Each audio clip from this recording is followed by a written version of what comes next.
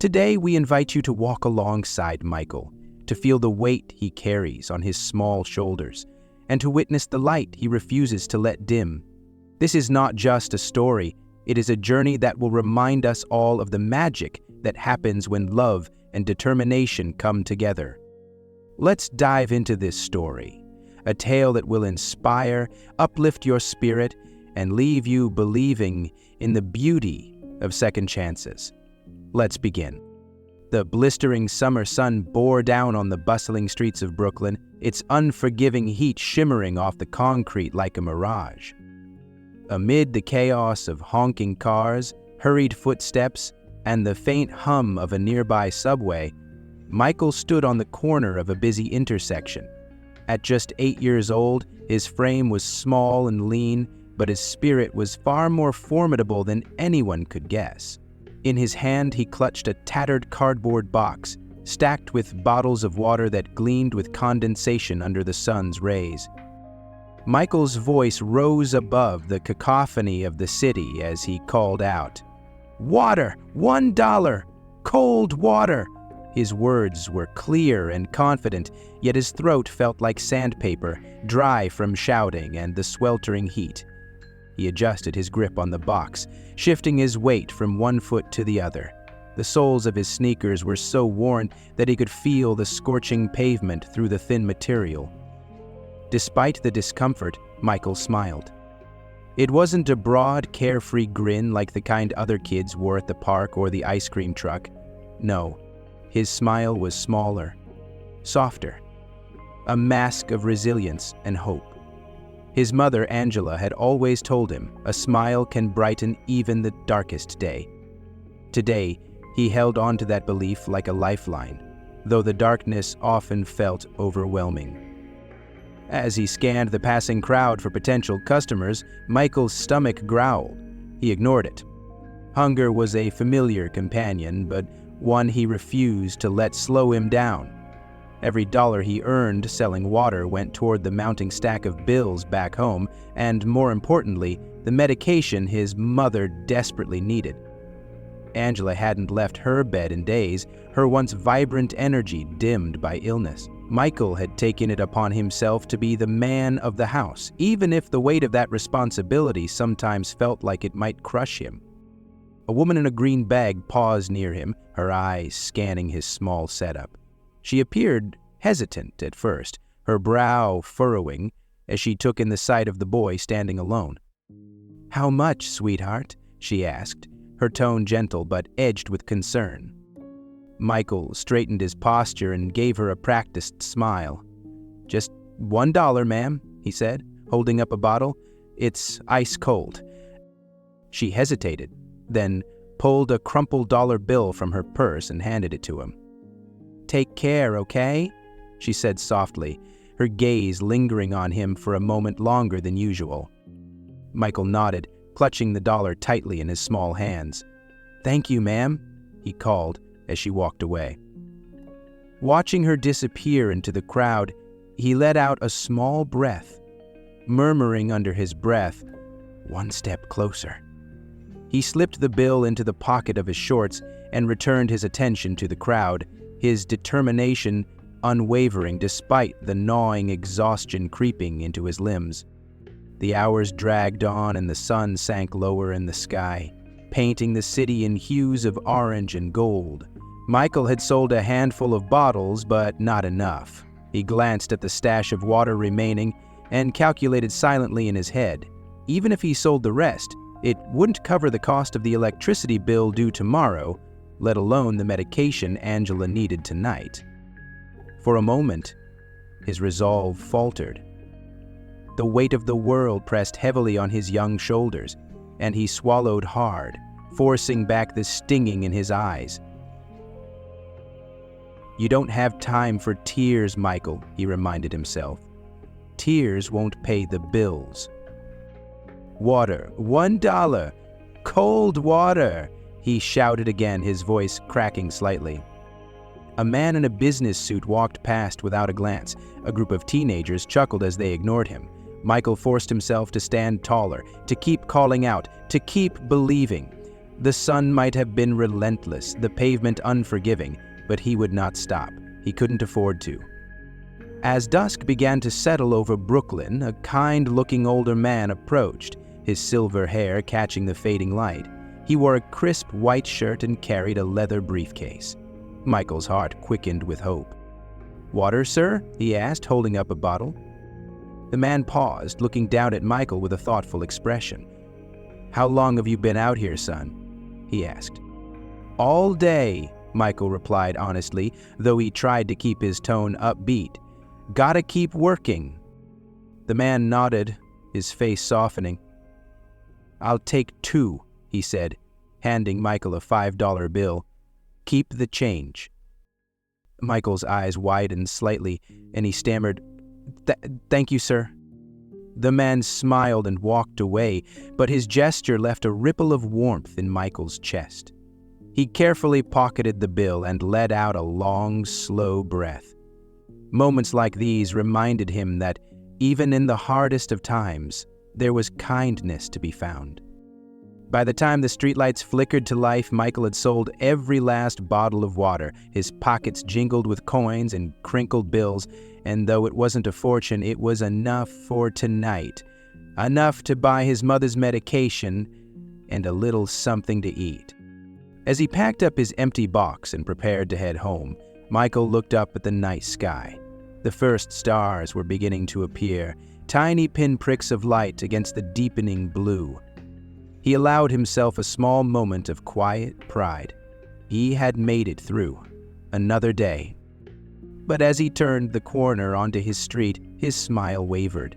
The apartment building loomed ahead, its windows dark except for the faint glow from the one he shared with his mother. Michael quickened his pace, his heart heavy with worry. Angela's condition had worsened in recent weeks, and though Michael never let her see his fear, it haunted him every night. As he climbed the stairs to their apartment, his fingers brushed the folded bills in his pocket. "This will help," he told himself. "This will make a difference." Reaching their door, he paused for a moment to steady himself. Then, summoning his most reassuring smile, he pushed it open. "Mom, I'm home," he called, his voice bright despite the ache in his chest. From the other room, Angela's weak voice replied, "Welcome back, sweetheart." And just like that, Michael's smile returned, genuine and unwavering. It wasn't just armor, it was hope. And for tonight, hope was enough. Brooklyn's streets bustled with their usual rhythm, a chaotic orchestra of honking cars, murmuring crowds, and the occasional bark of a vendor. Yet, for John Harrison, sitting in the cool leather seat of his sleek black car, the noise seemed distant. His attention was fixated on a boy standing at the curb. John's eyes narrowed as he watched the child arrange bottles of water on a tattered cardboard box. The boy's shirt clung to his small frame, drenched in sweat. His sneakers looked barely held together, worn thin from long days on the hot asphalt. Something about the boy's determined stance caught John's attention. He tapped his fingers against the steering wheel, his thoughts unsettled. A man like John wasn't easily moved. He was a self-made millionaire, known for his sharp instincts and unflinching focus. But now, staring at the boy, he felt something he hadn't felt in years, a flicker of curiosity mingled with unease. The light turned green and the car behind him honked impatiently. John didn't move. Instead, he rolled down his window and called out, "Hey, kid!" His voice was firm but not unkind. Michael turned toward the sound, startled but quick to recover. He straightened his posture, his practiced smile slipping into place. "Water, sir? Only $1. It's ice cold," he called, his voice confident despite the weariness in his eyes. John pulled the car to the curb and stepped out, his polished shoes clicking against the pavement. Up close, the boy looked even smaller than he'd seemed from the car.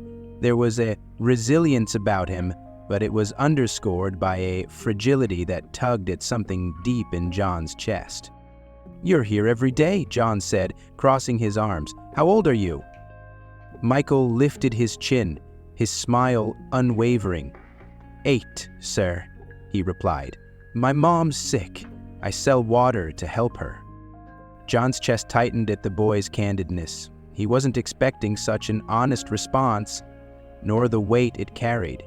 He studied Michael, noting the slight tremble in his hands, the way his eyes darted nervously to the bottles as if worried they might spill or go unsold. 8, John repeated, his voice softer now. He frowned, his brow furrowing as the boy's words sank in. "And you do this every day?" Michael nodded. "Yes, sir. Gotta keep going." Something about the boy's resilience stirred an unease John couldn't quite place. Michael noticed the man's hesitation and felt a flicker of fear. He was used to pity, well-meaning strangers offering empty platitudes or a few extra dollars. But this man's gaze was different. It was sharper, like it could see more than Michael wanted to show. John tilted his head, his tone curious but pressing. "How do you keep smiling?" Michael hesitated. His mask faltered briefly, and for a moment the weight of his reality peeked through.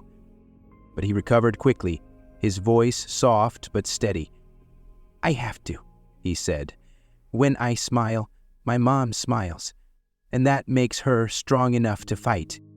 The simplicity of his words hit John like a punch to the gut. He had spent his life surrounded by people who chased happiness through wealth, success, or status.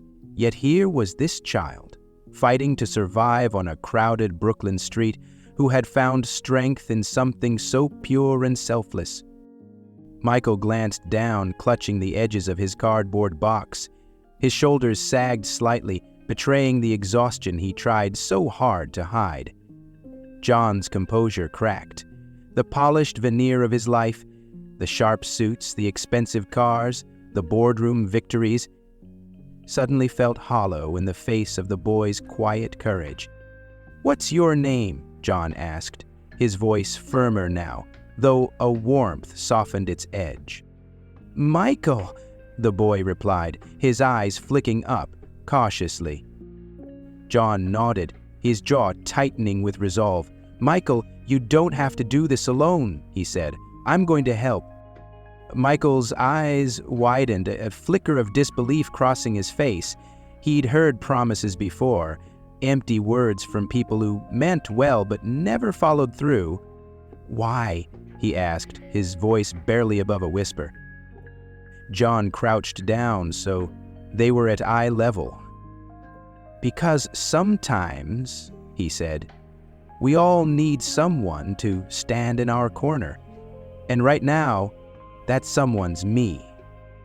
John stood and pulled out his wallet, handing Michael a crisp $20 bill. "For the water," he said, before Michael could protest. "That's too much, sir," Michael said, though his fingers clutched the bill tightly, as if afraid it might disappear. "Consider it an advance," John replied, his lips quirking into a small smile. "Tell me, Michael, do you have a phone?" Michael shook his head. "No, sir. We can't afford one." John nodded thoughtfully. "All right. Do you know how to get to the Harrison Foundation? It's on 8th Avenue, not far from here." Michael's brow furrowed in confusion. "The Harrison Foundation? What's that?" "It's my company," John said simply.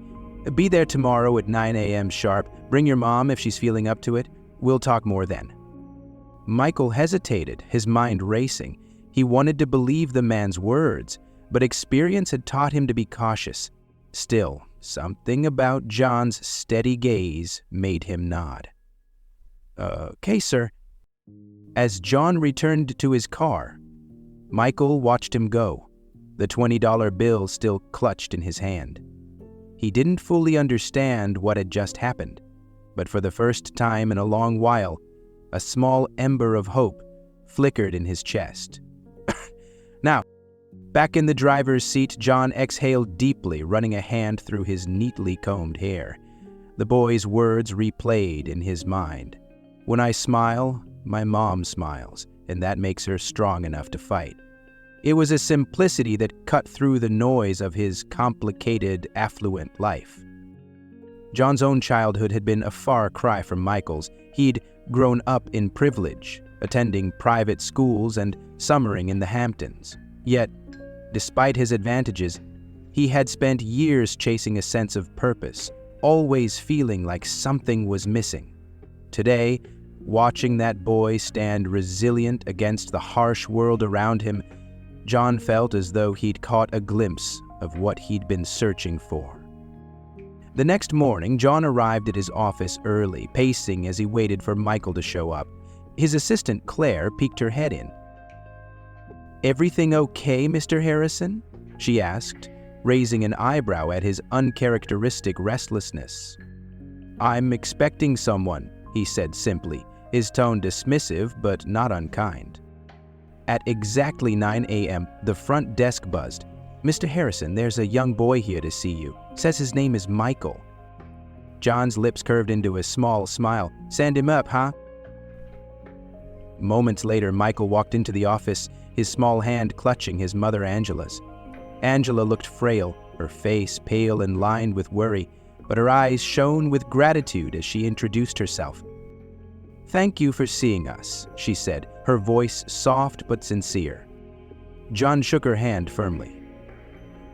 "The thanks aren't necessary," he said, his gaze flicking to Michael. "I just want to help." Angela's eyes misted over, but she nodded, holding her son's hand tightly. Michael, standing beside her, looked up at John with a mixture of hope and skepticism. John leaned forward, his voice steady and kind. "Michael, let's talk about what we're going to do next." John Harrison stood in front of the building that Michael called home, its faded bricks and broken windows a sharp contrast to the sleek skyscrapers he frequented. The peeling wallpaper visible through the cracked window panes, coupled with the faint smell of dampness wafting from the stairwell, painted a grim picture of hardship. For a man accustomed to polished boardrooms and high-rise penthouses, the sight was sobering. Clutching a bag of groceries in one hand and a pharmacy bag in the other, John climbed the creaking stairs to the apartment number Michael had given him. He hesitated briefly before knocking, unsure of how his presence would be received. Moments later, the door creaked open, revealing Angela, a frail woman whose hollow cheeks and tired eyes bore the unmistakable marks of illness. Her hand gripped the edge of the door tightly as she surveyed him with suspicion. "Who are you?" she asked, her voice wary and laced with exhaustion. John cleared his throat and offered a gentle smile. "I'm John Harrison. Michael's been selling water outside my office building. He told me about your situation, and I thought I'd stop by." Angela's gaze sharpened, and her lips tightened into a thin line. "We don't need charity," she said firmly, though the tremor in her voice betrayed her vulnerability. John didn't flinch. Instead, he stepped forward, crouching slightly to meet her at eye level, his tone steady and sincere. "It's not charity, Angela," he said, glancing at Michael, who stood silently by her side, his wide eyes filled with both hope and apprehension. "Your son is incredible, but he shouldn't bear this weight alone. I want to help because he deserves a chance to be a kid." Angela hesitated, her hand trembling as she tightened her grip on the door. Her eyes flicked to Michael, who looked down at his scuffed sneakers, his small hands calloused from hours of work. The guilt that washed over her was palpable. "Michael?" she whispered, her voice breaking. "Is this what you want?"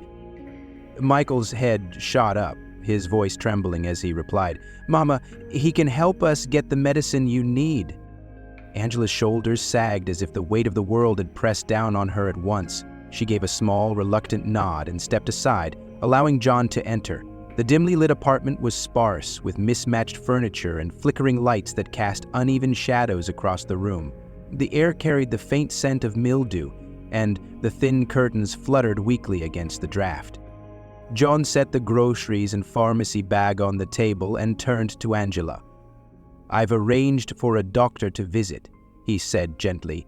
"His name is Dr. Martinez. He's one of the best, and he'll make sure you get the care you need."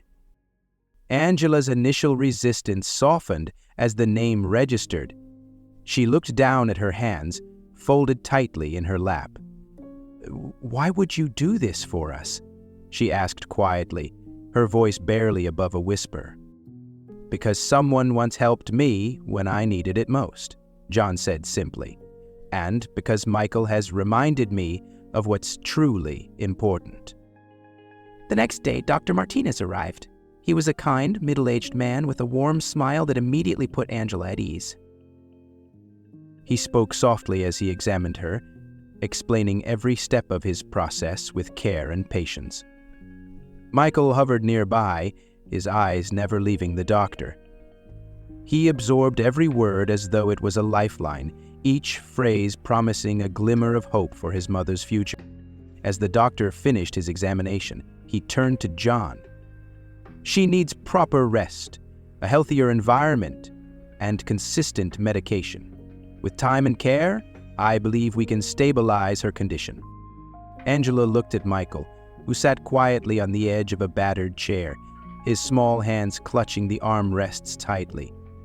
Tears welled in her eyes, but she quickly wiped them away, forcing a smile.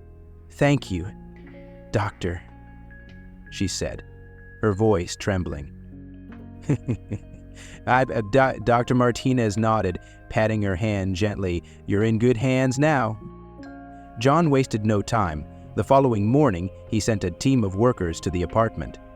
They arrived with paint, tools, and an air of determination. Angela protested at first, insisting that she didn't want to impose, but John's quiet insistence eventually won her over. "Angela," he said firmly, "this is for Michael as much as it is for you. Let me do this."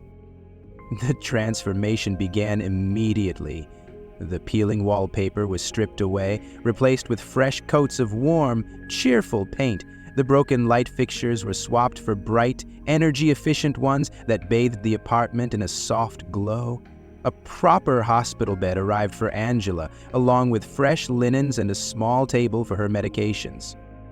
Michael watched the flurry of activity with wide eyes. When the workers unveiled his new room, he hesitated at the doorway, as though afraid to step inside. The space was simple but thoughtful. A real bed with colorful blankets, a small desk, and a bookshelf stocked with a few secondhand books. The afternoon sunlight streamed through clean curtains, illuminating the room with a warmth that felt almost unreal. "Mama," he whispered, his voice barely audible as he turned to Angela, "it feels like a dream." Angela, sitting in her new bed, beckoned him over. When he reached her, she cupped his cheek with one hand, her touch gentle but firm. "Dreams are allowed now, sweetheart," she said, her voice thick with emotion, "and we'll make them real together." In the days that followed, John became a frequent presence in their lives. He would stop by after work, bringing fresh groceries and sitting with Angela to discuss her progress. Sometimes he brought books for Michael or stayed to help him with his homework. Slowly but surely, the walls of distrust that Angela had built began to crumble. One evening, as they sat around the modest dining table, Angela spoke hesitantly. "John, I still don't understand why you're doing all of this. It's too much." John paused, setting down his glass of water. He leaned forward, his expression earnest.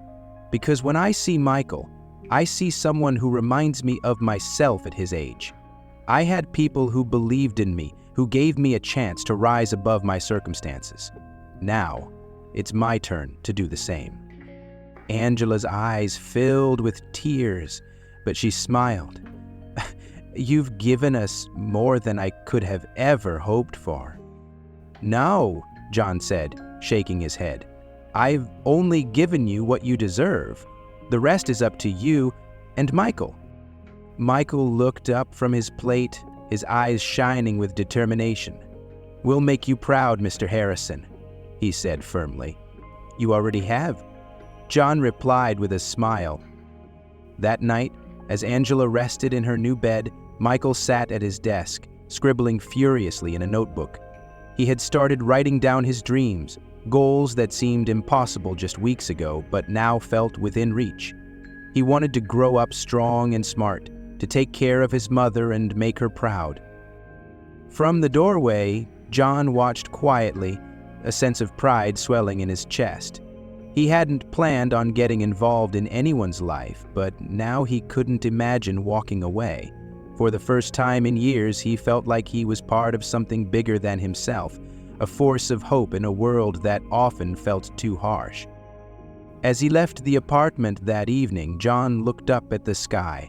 The stars were faint against the city's glow, but they were there, steady and unyielding. Much like Michael, he thought, a light in the darkness, refusing to fade. And for the first time in years, John smiled, not out of politeness or business decorum, but from something deeper, a belief that he was exactly where he needed to be. The days blended into weeks, and the once somber apartment began to transform, not just physically, but emotionally. The freshly painted walls, now adorned with photos of Michael and Angela, seemed to radiate warmth. The small table in the living room, once barren and worn, was now a gathering place for shared meals, laughter, and quiet moments of hope. Angela's laughter returned first in fragile waves, like a melody that hadn't been played in years. At first, hesitant, it grew stronger with each passing day, filling the apartment with a sound Michael had almost forgotten. Angela's recovery was slow but steady. Dr. Martinez's visits became a highlight not only for Angela's health, but for the glimmers of possibility they inspired in Michael. The doctor's kind demeanor and calm confidence fascinated the boy. He watched intently during every checkup, soaking in every word like a sponge, asking questions about stethoscopes and medicine that made Dr. Martinez smile. "You've got a curious mind, Michael," the doctor said one day, patting his shoulder. "Curiosity is the first step to greatness." Michael beamed at the praise, clutching a small notebook where he had begun scribbling notes and sketches of what he imagined doctors did. Angela, sitting up in her bed, watched her son's excitement with misty eyes. The guilt that had once weighed her down had begun to lift, replaced by a cautious but growing sense of hope. One evening, as Michael sat cross-legged on the floor, flipping through a children's book about the human body, he looked up at Angela and said shyly, "Mama, I want to be a doctor like Dr. Martinez." Angela's breath caught in her throat. Tears welled in her eyes as she smiled, her voice trembling. "You already have the heart for it, my sweet boy," she said, pulling him close. "And with a heart like yours, you can do anything." The next step in Michael's transformation came when John approached Angela with an idea. "Michael needs to be in school," he said one evening, sitting at the small table as Angela stirred a pot of soup on the stove. "He's bright, curious, and full of potential. But he needs more than what he's learning here." Angela hesitated, her hand stilling on the spoon. I want that for him," she admitted, her voice quiet. "But he hasn't been to school in years. What if he struggles? What if he doesn't fit in?" John smiled gently. "Angela, Michael has faced more challenges than most adults ever will. He's stronger than you think, and I'll be here every step of the way." The decision was made, and a few days later, Michael stood at the gates of a modest school, clutching a new backpack tightly. His small fingers fidgeted with the straps as he stared at the bustling playground, his heart pounding in his chest. "What if they don't like me?" he whispered, his voice barely audible. John knelt beside him, placing a reassuring hand on his shoulder. "Just be yourself, Michael. "That's more than enough," he said warmly. "You've got something special, and the world deserves to see it." Michael nodded hesitantly, his eyes still wide with nervousness, but as the bell rang and children began filing inside, he took a deep breath and stepped forward. John watched him go, his chest swelling with pride and a touch of nervousness of his own. Michael's first day was a mix of challenges and small triumphs. He struggled to keep up with some of the lessons, but eagerly absorbed everything his teacher explained. During recess, he was shy at first, sitting alone on the edge of the playground. But by the end of the day, he had joined a group of kids playing tag, his laughter ringing out as he raced across the blacktop. When Michael returned home that evening, his face was flushed with excitement. He burst through the door, dropping his backpack on the floor and running to Angela. "Mama! I made a friend!" he exclaimed, his voice bright and breathless. "His name is Sam, and he likes dinosaurs just like me." Angela laughed, pulling him into a hug. "That's wonderful, sweetheart. Tell me all about your day." As Michael chattered on, John stood in the doorway, watching the scene with a smile. He felt a deep sense of fulfillment, knowing he had played a part in giving Michael this opportunity. As Michael thrived at school, Angela's strength grew day by day. The medication and proper care from Dr. Martinez worked wonders, but it was the emotional weight lifted from her shoulders that truly made a difference. For the first time in years, she allowed herself to dream, not just for herself, but for Michael. She began to take small steps around the apartment, her legs regaining strength as she moved from the bed to the kitchen. One afternoon, she surprised Michael by cooking his favorite meal, spaghetti and meatballs. "Mama, you're up!" Michael exclaimed, his eyes wide with delight as he watched her carefully stir the sauce. "It's been too long since I made you a proper dinner," Angela said, smiling as she wiped her hands on a dish towel. "I think it's time we start making new memories." They sat at the table that evening, the simple meal feeling like a feast as they laughed and talked. John joined them, his presence no longer feeling like that of a benefactor but of a true friend. The small apartment, once filled with silence and struggle, had become a space of warmth and connection. One evening, as the three of them sat together, Michael pulled out his notebook and showed John his sketches of doctors and hospitals. "I've been writing down what Dr. Martinez says," Michael explained, his voice tinged with both pride and excitement. "I want to learn everything I can." John flipped through the pages, nodding with admiration. "You've got a good start here, Michael, but if you're serious about becoming a doctor, you'll need to study hard." "I will," Michael said earnestly. "I promise." Angela watched the exchange with a soft smile, her heart swelling with gratitude. She reached for John's hand across the table, her voice steady but emotional. "Thank you, John, for everything." John squeezed her hand gently. "You and Michael have done the hard work," he said. "I'm just here to make sure you have the chance you deserve." As the months passed, the changes in their lives became undeniable. Angela, now able to walk unaided, began to talk about finding part-time work once her strength fully returned. Michael continued to excel at school, his confidence growing with every new achievement. And John, who had initially stepped into their lives on a whim, found himself deeply invested in their journey. One evening, as Michael sat at his desk working diligently on his homework, Angela stood in the doorway, watching him with a mixture of pride and wonder. "Michael," she said softly, "you're going to do great things one day." Michael turned to her, his eyes shining with determination. "I'm going to be a doctor, Mama, and I'm going to take care of you, just like you took care of me." Angela crossed the room and knelt beside him, pulling him into a tight embrace. "You've already done more for me than I could ever repay, my sweet boy, but I can't wait to see the man you'll become." As the night settled over the city, the small apartment glowed with a light that couldn't be dimmed: hope, love, and the promise of a brighter future. It was a transformation born not just of circumstance, but of resilience, kindness, and the unwavering belief that even the smallest steps could lead to something extraordinary. Months later, a quiet knock at the apartment door signaled a turning point Angela had hardly dared to dream of. Michael hurried to answer, his face lighting up when he saw Dr. Martinez standing there, his familiar black bag in hand. The doctor's warm smile immediately set the tone, and Angela, now able to walk steadily on her own, invited him in with a mixture of anticipation and nervousness. Dr. Martinez set his bag down on the small table and looked directly at Angela.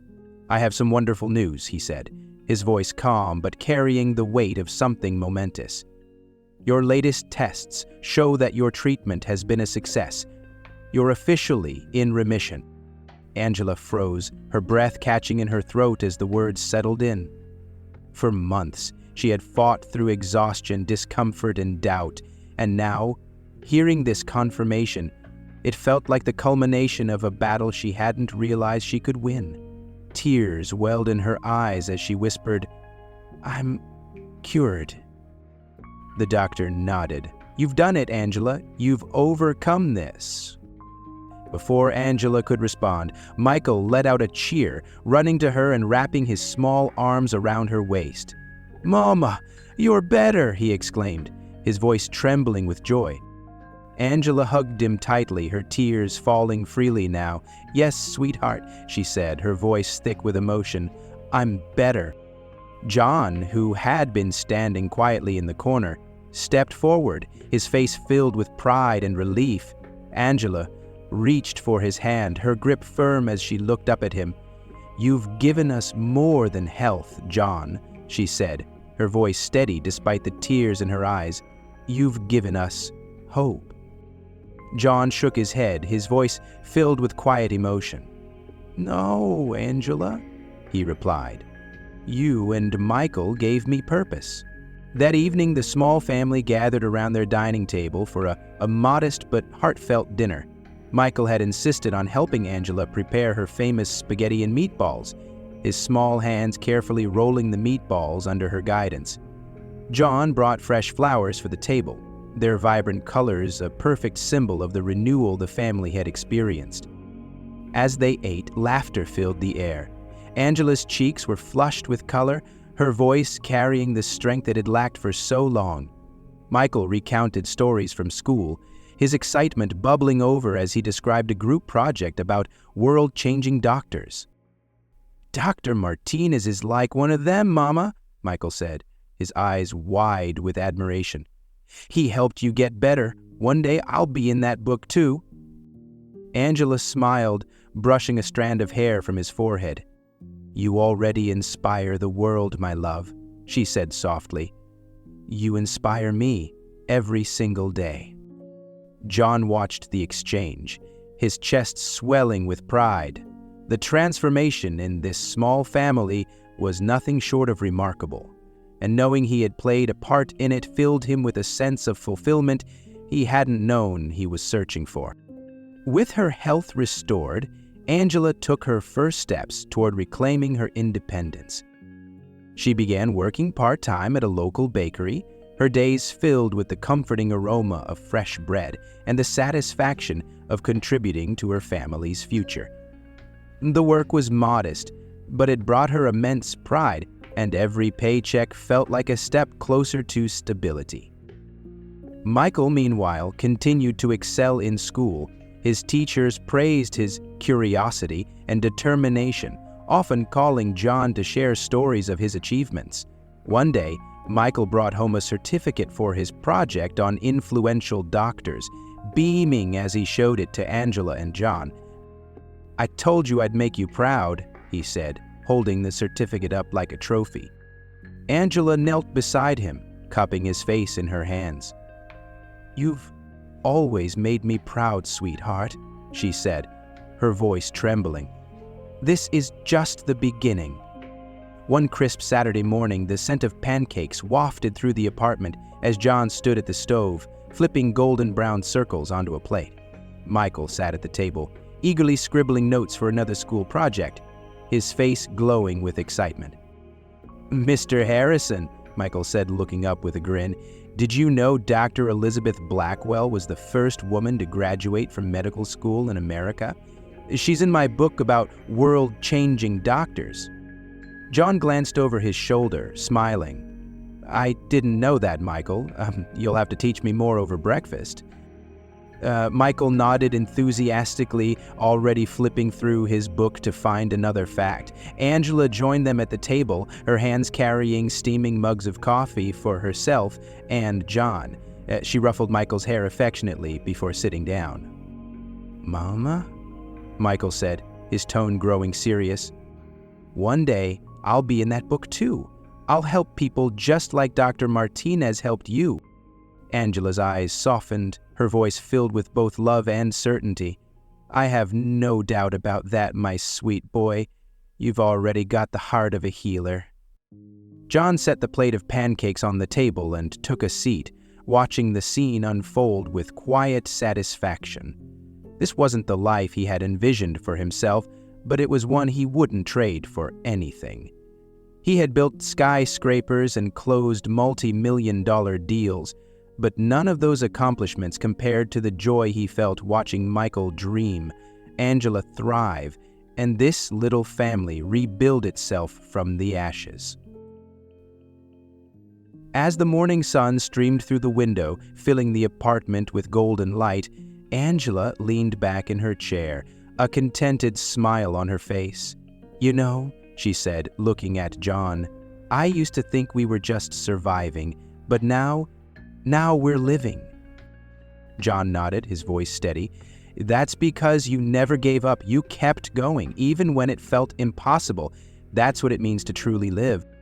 Michael looked up from his notebook, his eyes sparkling with determination. And now we can dream, right? He asked, his voice hopeful. Angela reached for his hand, squeezing it gently. Yes, sweetheart. Now we can dream. John smiled, raising his coffee cup in a small toast. To dreaming, and making those dreams come true. As they clinked their cups together, laughter filled the room, echoing through the apartment like a melody of hope. The family had faced darkness and despair, but now they stood on the threshold of a new chapter. A chapter defined not by hardship, but by love, resilience, and the promise of brighter days ahead. The streets of Brooklyn were alive with the hum of everyday life. Angela walked steadily, her arm linked with Michael's, as they made their way toward the modest school nestled in the heart of their neighborhood. The once familiar sidewalks, which had seemed so daunting during her illness, now felt full of possibilities. Her steps were no longer frail. They were purposeful, confident. Today was Michael's school science fair, and Angela's heart brimmed with pride. Her son had worked tirelessly on his project, pouring all his curiosity and determination into it. He had spent late nights sketching diagrams and rehearsing his explanations, his small face alight with excitement. As they approached the school, John Harrison joined them, his tailored suit slightly out of place among the casual crowd of parents and children. Yet his presence was anything but awkward. He greeted Angela with a warm smile and placed a reassuring hand on Michael's shoulder. Nervous? John asked, crouching slightly to meet Michael's gaze. A little, Michael admitted, clutching the folder containing his presentation notes. But I'm ready. John smiled. Of course you are. You've got this. The three of them entered the brightly decorated gymnasium, where rows of tables were lined with colorful trifold boards and eager students presenting their projects. Michael led them to his station, where his neatly arranged display featured hand-drawn diagrams of the human heart, lungs, and brain, alongside a handwritten explanation of how they worked together. The title read, How Doctors Save Lives. Michael stood tall as his teacher approached with a group of judges. His voice wavered at first, but as he delved into the details of his project, his confidence grew. He spoke with an enthusiasm that drew others in, his passion for learning shining through. And this, Michael said, pointing to a diagram of the lungs, is why doctors say taking deep breaths can help you feel better. It helps more oxygen reach your blood and your brain. The judges nodded, smiling as they asked questions. Michael answered each one thoughtfully, his small hands gesturing animatedly as he explained. Angela watched from a few steps away, her hands clasped tightly. John leaned toward her, his voice low but filled with emotion. "Look at him, he's unstoppable." Angela turned to John, her smile radiant. "He's our miracle," she said softly. When the presentations ended, the principal took to the microphone to announce the winners. While Michael's name wasn't called, it didn't matter. He ran back to Angela and John with a grin that lit up his face. "Did you see me, Mama?" he asked breathlessly. "I wasn't scared at all." Angela knelt, cupping his face. "You were amazing, sweetheart. I'm so proud of you." John ruffled Michael's hair. "You're a natural, kid. Keep that up and you'll be changing the world in no time." As the evening sun dipped below the horizon, casting a golden glow over the apartment, the small family returned home. The warmth of the day lingered in their hearts as they settled in for the evening. Well, let me know what your favorite part of this story is and why. I'd love to hear what you think, and please reply in the comments below. Michael sat at his desk, his head bent over his notebook. The pages were filled with sketches, notes, and dreams that had taken root during the months of change in their lives. Angela stood in the doorway, her arms crossed gently over her chest as she watched him, her heart swelling with love. "What are you writing, sweetheart?" she asked, her voice soft. Michael looked up, his eyes shining with a mix of innocence and determination. "I'm writing about how I'll help people, Mama," he said. "Like Mr. John helped us?" Angela felt tears prick at her eyes as she walked over and knelt beside him. She wrapped her arms around him, pulling him into a tight embrace. "You already help people, my love," she whispered, her voice trembling. "You've helped me more than you'll ever know." In the living room, John stood quietly, leaning against the doorframe. He watched the scene unfold, a deep sense of belonging washing over him. It was a feeling he hadn't known he was missing until he'd stepped into their lives. Angela turned to him, her eyes glistening with gratitude. "You didn't just help us survive, John," she said, her voice steady but emotional. "You helped us believe in a future again." John nodded, his throat tightening as he struggled to find the right words. "You and Michael gave me something too," he said finally. "You gave me a reason to believe I could make a difference." As the stars began to dot the night sky, the apartment glowed with a warmth that felt almost tangible. Michael closed his notebook, placing it carefully on his desk before turning to Angela. "Mama," he said, his voice filled with certainty, "we're going to be more than okay." Angela smiled, brushing his hair back gently. "Yes, sweetheart," she said, her voice steady. "We are." The three of them sat together on the couch, their laughter mingling with the faint hum of the city outside. The struggles that had once defined their lives were now memories, a reminder of how far they had come and how much further they could go. In Michael's notebook, his dreams were already taking shape. The pages told a story of resilience, love, and hope, the foundation of a future that promised to be brighter than any of them had dared to imagine. And as Angela and John looked at the boy who had brought them together, they knew that this new future was only just beginning.